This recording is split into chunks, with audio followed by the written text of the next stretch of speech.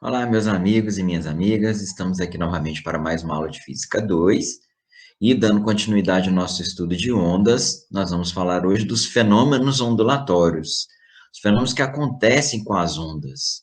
A gente tem alguns exemplos aqui, a gente tem aqui a reflexão de ondas, e nessa figura de baixo temos dois fenômenos ao mesmo tempo, a difração e a interferência, que gera esses padrões assim diferentes, bacana. Nós vamos falar um pouquinho sobre eles também.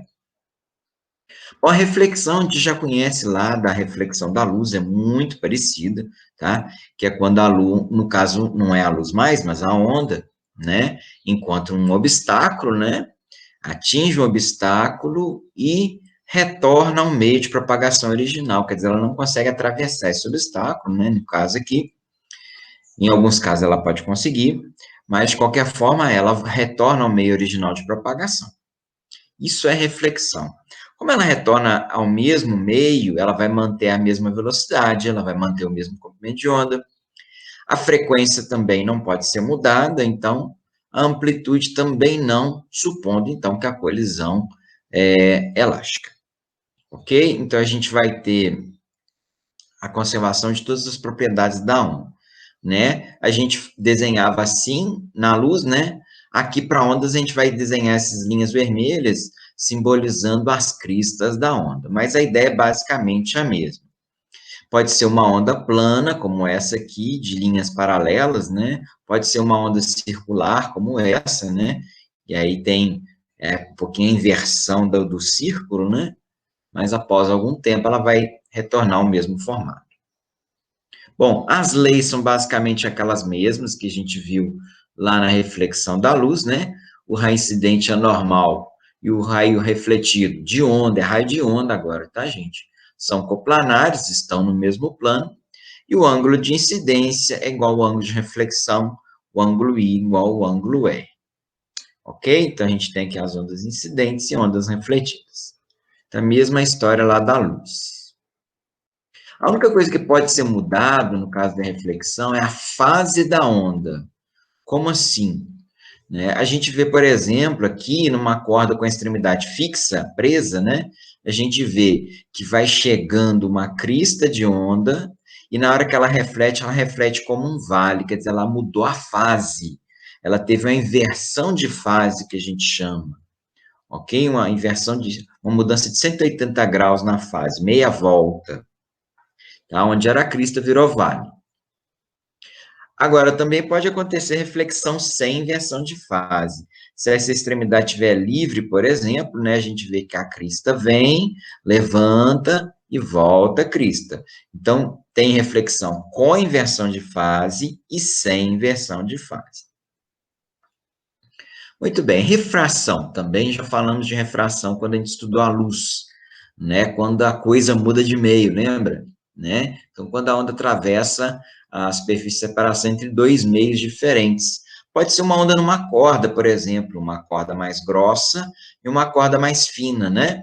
Vejam que quando a onda atinge a interface, né, de separação entre as duas cordas, parte da onda continua o seu caminho, refratando para o novo meio, e parte da onda é refletida, exatamente como acontecia lá com a luz também, tá? Interessante que pode haver inversão de fase ou não, dependendo se o meio seguinte é mais denso ou não. Se o meio seguinte é mais denso, a gente vê a inversão de fase na onda refletida. Se o meio seguinte é menos denso, a gente não vê essa inversão de fase. Bom, aqui vai mudar de meio, então vai mudar a velocidade e vai mudar também o comprimento de onda. A frequência não se altera, que é a frequência mesma. Então, a gente vê aqui, por exemplo, uma onda passando de um líquido para outro, né? A gente tem um comprimento de onda menor. No caso aqui, o comprimento de onda é a distância entre os círculos, tá? Cada círculo representa uma crista de onda. Então, aqui o comprimento de onda é lambda 1, aquele é lambda 2, aquele é menor, né? O que indica também, como a gente vai ver, que a velocidade também mudou. No caso das ondas em líquidos, a gente pode ter diferença sendo o mesmo líquido, mas tendo regiões diferentes, né? Por exemplo, aqui a gente tem uma região mais funda, né? Mais profunda, e uma região mais rasa, né? Então, quando a onda passa de uma região para outra, também vai acontecer essa mudança na velocidade. Então, a frequência da onda permanece constante, porque a frequência depende da produção das ondas, e isso o meio não consegue alterar, ok? Então, como a frequência é a velocidade da onda pelo comprimento de onda, V1 sobre lambda 1 é igual a V2 sobre lambda 2. O que isso quer dizer? Quer dizer que se a onda passa da região mais funda para a região mais rasa, por exemplo, ela vai sofrer uma diminuição na velocidade e também no comprimento de onda, né? Como a gente pode ver nessa relação, ó, se a velocidade 2 for menor que a velocidade 1, para a proporção fechar, o comprimento de onda 2 tem que ser menor do que o comprimento de onda 1 também. Ok? Então, se a velocidade 2 é menor, o comprimento de onda 2 também é menor. Agora, se a velocidade 2 for maior, o comprimento de onda 2 também será maior. A gente vê que quando uma onda incide obliquamente, né, não incide perpendicularmente à superfície, igual nessa figura, mas incide formando um ângulo, ela também muda de direção, igual a gente via lá na luz, né, quando ela incidia obliquamente. Inclusive, a lei da refração que a gente viu lá também é válida aqui. Bom, e agora vamos começar as novidades. A difração. A difração é um fenômeno muito importante, muito interessante, que mostra como que uma onda atravessa uma fenda, como essa que vocês estão observando aqui, tá? Pequena fenda aqui. A onda consegue ultrapassar essa fenda, e não só na direção da fenda, mas ela consegue se espalhar para os lados também. Esse espalhamento para os lados é que a gente chama de difração, tá? Ela permite também que a onda contorne um obstáculo, como vocês estão vendo aqui, tem uma barreira. A onda ela passa não só por cima da barreira, mas ela se encurva ao redor da barreira também, atingindo o outro lado. Se ela se propagasse apenas em linha reta, ela não ia chegar nesse ponto aqui que chegou. É a difração que faz ela chegar ali, tá? Como a gente tem uma emissão de ondas, por exemplo, de uma estação de rádio, né, que pode contornar montanhas, etc., chegar num receptor, numa região mais afastada e com obstáculos à frente, né? Isso só é possível graças à difração. A difração, ela arredonda, né, ela curva as ondas. Vocês podem ver que essa onda aqui é reta, plana, quando ela passa o orifício, ela se torna uma onda curva, né? Aqui também, aqui a gente vê esse arredondamento. Isso é consequência da difração, tá? E isso ocorre porque as ondas que vêm desse gato, por exemplo, né, o gato Félix, cada pontinho da onda que passar pelo muro dá origem a novas ondas iguais a ela. Porém, como uma fonte pontual gera ondas curvas, como a gente vê aqui nessa simulação. Então, ela consegue contornar o muro e chegar no outro gato que está lá do outro lado do muro. Ok? Bom, a difração, ela depende da largura da fenda ou da largura do obstáculo. No caso aqui, a gente pode ver, ó, aqui a gente tem uma fenda menor e aqui uma fenda maior. Aqui, a curvatura da onda se tornou maior. A gente fala que a difração é mais acentuada. Aqui, a curvatura foi bem menor. Vejam que aqui ela chega bem longe da direção da fenda, né? Aqui ela não chega, tá vendo? Então, a difração é mais acentuada quando a sua barreira, o seu orifício, tem um tamanho mais reduzido. Agora, com o comprimento de onda é o contrário. Quanto maior o comprimento de onda, maior a difração. Então, se a gente compara o som e a luz, por exemplo, o som tem um comprimento de onda muito maior do que o da luz. Então, é muito mais fácil o som se difratar do que a luz. Né? Dando um exemplo aqui dos menininhos no muro, né? O menininho consegue ouvir o outro menino, mas ele não consegue ver, porque o som se difrata com mais facilidade do que a luz, tá? Então, ele não enxerga a luz que veio do outro. mas ele escuta o som que veio do outro. Isso não quer dizer que a luz não se difrate, tá, gente? Só que ela só vai se difratar quando o orifício for bem pequeno. Bom, e a difração se torna máxima quando lambda e d são iguais ou muito próximos, né? Quando o comprimento de onda é próximo da largura do obstáculo ou do orifício, tá? Lambda é aproximadamente igual a d. Nesse caso, a gente tem uma difração máxima.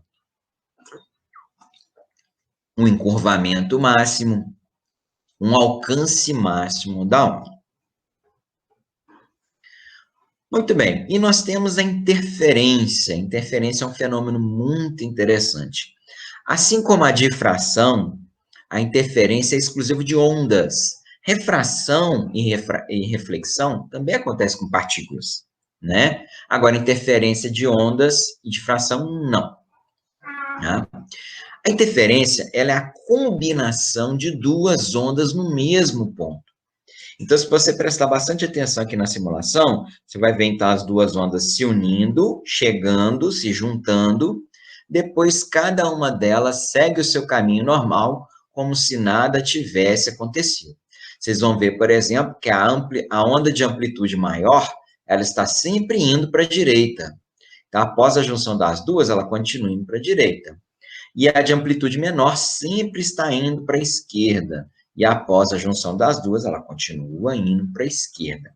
Tá? É interessante, então, que elas podem se juntar, elas geram uma onda maior aonde elas se encontram, onde elas se juntam, mas cada onda existe independentemente uma da outra. Então, elas seguem o seu caminho como se nada tivesse acontecido.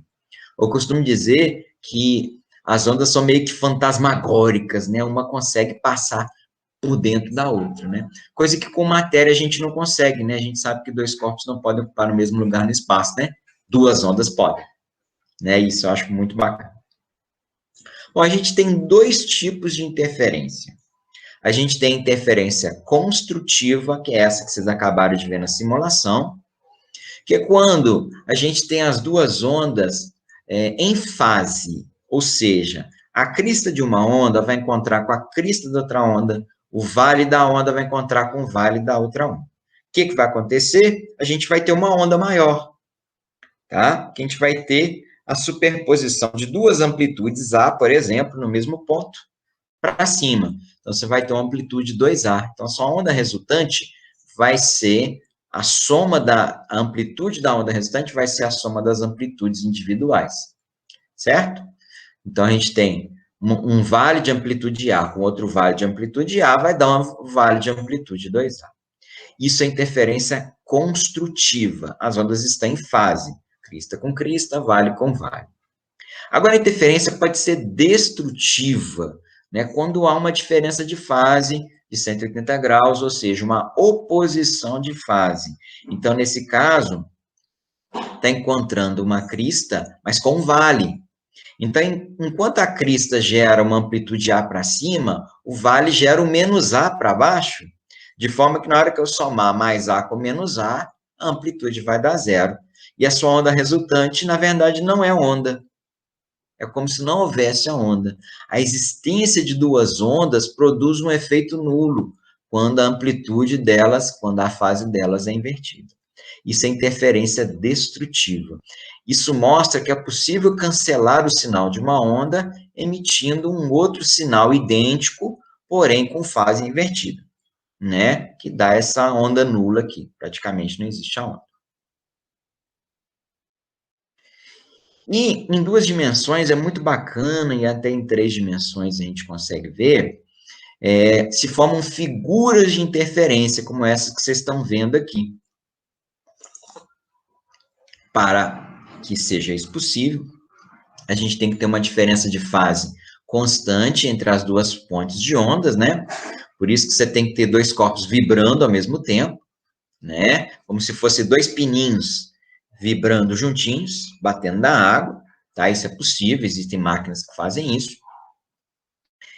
E isso dá essa figura característica aí, que é a chamada figura de interferência. O que a gente observa aqui? A gente observa umas linhas meio brancas aí, tá vendo? Essas linhas são as linhas que a gente chama de linhas nodais, né? O que é uma linha nodal? A linha nodal são os nodos, os nós, aonde ficam os nodos e nós, que são os pontos aonde a interferência é destrutiva, ou seja, aonde não há onda. São os pontos que não vibram, tá? Então, essas linhas nodais são onde a gente tem interferência destrutiva o tempo inteiro. E a gente vê entre as duas linhas nodais, a gente vê uma linha ventral, que a gente chama, né? Os ventres são os pontos que têm amplitude máxima, amplitude dobrada, amplitude 2A, tá? Então, numa mesma figura, a gente tem interferência destrutiva nas linhas nodais, interferência construtiva nas linhas ventrais. Interessante, gente, que isso acontece também com a luz. É um pouco mais difícil, porque, como eu disse, para a gente ter difração com a luz, a gente precisa de um orifício bem pequeno. Então, no caso aqui, a gente usa um orifício pequeno para provocar difração, depois outros dois orifícios pequenos para dividir essa onda em duas. E aí, se a gente projeta isso no anteparo, a gente vai ter a formação de uma figura de interferência, e aí você vai ter as regiões claras, que são as chamadas franjas claras, onde a interferência é construtiva, e entre elas a gente tem uma região escura, que é a interferência destrutiva, são os nodos. É interessante você pensar que você pode juntar luz com luz e dar sombra, né? É exatamente isso que está acontecendo aqui nessa região aqui. Aqui nesse amarelo a gente tem uma região mais clara, aqui no meio a gente tem uma região escura, tá? A gente consegue ver isso, a gente consegue medir isso. É muito bacana. Muito bem, agora nós vamos fazer um exercício aí, o exercício do Enem. Como eu já disse para vocês, ondas é um assunto que sempre cai bastante no Enem, tá? Então a gente tem que estar por dentro. Ok? Então ele vai mostrar aí um trombone de Quink, né? Que pode ser adaptado a um instrumento musical. Então, no caso, a gente vai ter uma fonte de som aqui em cima, ela vai emitir o som, esse som vai dividir em duas partes, uma parte vai fazer esse caminho ADC aqui, a outra parte vai fazer o caminho AEC. E na hora que as duas chegarem aqui, elas vão se encontrar e causar uma interferência que vai ser percebida aqui pelo detector. Bom, interessante aqui no enunciado que ele chama, que nessa posição aqui, né, a intensidade do som na saída fica praticamente nula. Então, não vou ouvir som aqui, o detector não vai registrar som nessa configuração. E aí ele dá a velocidade do som, 320 metros por segundo, né? E ele quer saber o valor da frequência desse som. Muito bem. Como ele pediu a intensidade nula, nós vamos tratar de uma interferência destrutiva, ok? Então, a gente tem aqui a onda 1 e a onda 2 com uma diferença de fase de 180 graus, uma inversão de fase, e a gente vai ver que, na verdade, isso equivale a um atraso de meio comprimento de onda da segunda onda, tá? Que é a diferença entre uma crista, né, e a outra crista correspondente. Para um vale encontrar uma crista, uma das cristas tem que estar adiantada, né? O adiantamento tem que ser meio comprimento de onda, ok? Ou pode ser um número ímpar de comprimentos de onda, de meios comprimentos de onda. Poderia ser 3 comprimentos de onda e meio, 5,5, 7,5 também. Mas o menor possível é meio. Bom, nessa figurinha aí, a gente viu que tem o trajeto ADC e o trajeto AEC.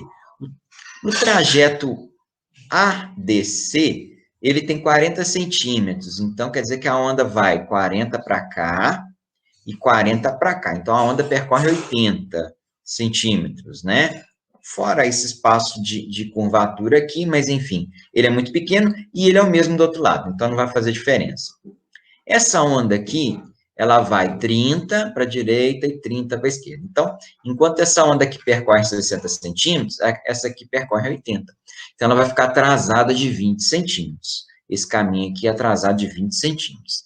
É esse atraso, é essa diferença de percurso, diferença de caminho, que deve dar meio comprimento de onda para a interferência ser destrutiva. Teria que dar um comprimento de onda inteiro para a interferência ser construtiva, tá? Então, quer dizer que meio comprimento de onda tem que ser 20 centímetros, que é a diferença de caminho. Se meio comprimento de onda é 20 centímetros, o comprimento de onda, então, é 40 centímetros. Ou, jogando para metro, 0,4 metros. Achamos o comprimento de onda, nós já temos a velocidade, né? Ele falou que é 320, vem lamber ferida comigo, né? A velocidade é 320, o comprimento de onda é 0,4, acha a frequência, frequência 800 Hz. Ok? Então, não é tão complicado assim. Foi a questão do Enem. Muito bem, o próximo fenômeno é a polarização. A maioria das ondas não é polarizada. Então, em certos casos, é interessante eu polarizar a onda. Como assim? Eu vou escolher uma determinada direção para ela vibrar. Para isso, eu vou precisar de um polarizador, tá? Um polarizador pode ser um equipamento como esse, por exemplo, para ondas em cordas, né? No caso aqui, o polarizador, ele está permitindo que a onda vibre apenas na vertical, né? Existe um buraco na vertical aqui, que deixa passar as ondas somente na vertical. Interessante quando eu viro esse buraco e coloco na horizontal, porque aí eu estou exigindo que a onda só passe ondas que tenham vibração na horizontal. Mas a onda que está chegando só tem vibração na vertical, então o que acontece? Não vai passar onda nenhuma, tá? Não vai chegar nenhuma onda do outro lado. Por isso que no final da história lá vocês viram que não há onda nenhuma, que não passa onda nenhuma, tá? Porque a polarização não permitiu a passagem daquela onda. Vejam que agora vai ficar na horizontal e a onda vem na vertical, ela não consegue passar, então não chega a onda do outro lado. Então, a gente pode ter, por exemplo, aqui uma onda vibrando em várias direções, cada plano desse representa uma onda de vibração, um plano de vibração da onda, mas aí eu tenho um polarizador que tem fenda apenas na vertical. O polarizador com fenda apenas na vertical, ele só deixa passar a onda que vibra na vertical. E aí depois eu coloco um polarizador com fenda na horizontal, ele só deixa passar o que tiver na horizontal, mas a única que chegou é na vertical. Então, não vai passar em nada, né? Então, essa onda que passou aqui, ó, ela é chamada de onda polarizada, tá? Importante, somente ondas transversais podem ser polarizadas, né? Por quê? Porque as longitudinais vibram na mesma direção que propagam. Se você bloquear a vibração, você bloqueia a propagação também, e aí a onda deixa de existir. Então, isso quer dizer que a luz pode ser polarizada, porque ela é uma onda transversal, mas o som não pode ser polarizado, porque o som ele é uma onda longitudinal. Isso mostra aqui, né? A gente tem aqui polarizadores na vertical, né? Que deixam passar a luz apenas na vertical, né? Com polarização vertical, né? E aí, se eu inclino em relação ao outro, eu vou ter uma região que não passa luz nenhuma, né? Porque um exige na vertical e o outro exige na horizontal, o que passar em uma não passa na outra, por isso que fica escuro. Hoje em dia, a gente vai comprar um óculos escuros, né? De lentes escuras, eles já estão vendendo óculos com lentes polarizadas, né? Ele é mais confortável, porque ele deixa passar apenas um determinado tipo de luz polarizada. Então, você tem um bloqueio dessa luz vermelha aqui, por exemplo, e vai passar aqui apenas a luz azul, que é uma luz polarizada. Muito bem, um outro fenômeno interessante é a ressonância. Certamente você já deve ter visto num desenho animado, né? Ou às vezes até num filme, né? Uma pessoa que consegue quebrar uma taça de cristal apenas com um som agudo. Isso é característica da ressonância de ondas, né? Quando a frequência do som emitido por essa pessoa ele alcança a mesma frequência natural de vibração dos átomos dessa taça, a taça começa a ganhar energia daquela onda, e aí seus átomos começam a vibrar cada vez mais, até chegar ao ponto de rompimento, tá? Uma situação muito interessante aconteceu aí, nessa ponte que vocês estão vendo aqui, a ponte de Tacoma Narrows, ou Narrows, né? É uma ponte suspensa, tá? E que os modos de vibração dela, né, dos seus elementos constituintes, se igualou à frequência de vibração do ar da região. Então, ela passou a receber energia do ar, das ondas que se propagavam no ar, recebendo cada vez mais energia, né, oscilando cada vez mais até desabar, né, causando um grande prejuízo aí. Então, isso aconteceu em 1940, lá nos Estados Unidos. E um outro fenômeno muito interessante também é o efeito Doppler. O efeito Doppler, que é muito fácil ser percebido com sons, por exemplo. Observem o som dessa ambulância que vai se aproximando. Reparem no seu som. Como ele é.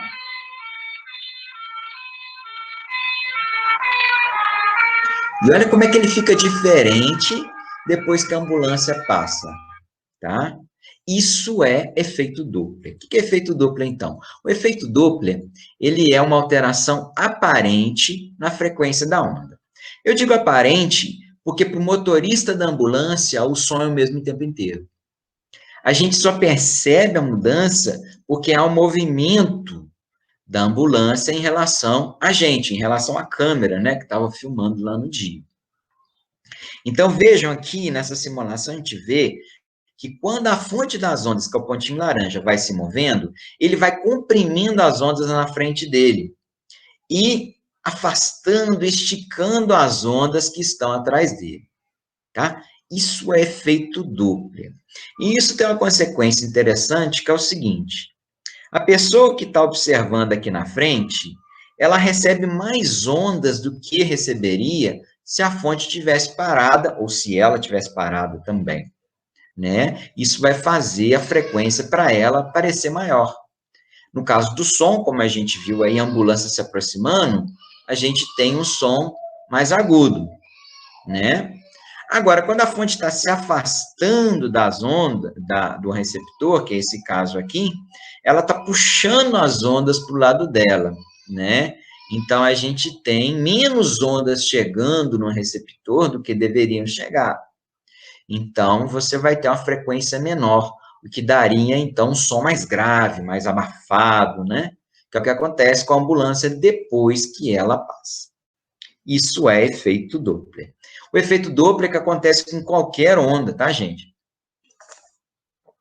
Ele acontece com as micro-ondas, por exemplo, e isso pode ser usado em radares de velocidade, para determinar a velocidade. E acontece com a luz também. É muito utilizado na astronomia, a observação da frequência da luz, da cor da luz que vem de uma estrela muito distante, né? E os astrônomos perceberam que algumas fontes de luz, elas tinham uma cor mais vermelha do que deveriam ter, analisando outras características. E eles concluíram que essas estrelas estão se afastando de nós, né? Elas têm que, em astronomia se chama de redshift, né? Ou desvio para o vermelho. Como as galáxias estão se afastando, né? Então, como ela causa um efeito Doppler de afastamento, que é isso que está acontecendo aqui, e aí a luz que deveria ser amarelada se torna avermelhada por causa desse fenômeno. Isso é utilizado muito na astronomia para determinar o tipo de movimento que uma galáxia, que uma estrela tem, né? Analisar o que está acontecendo com ela.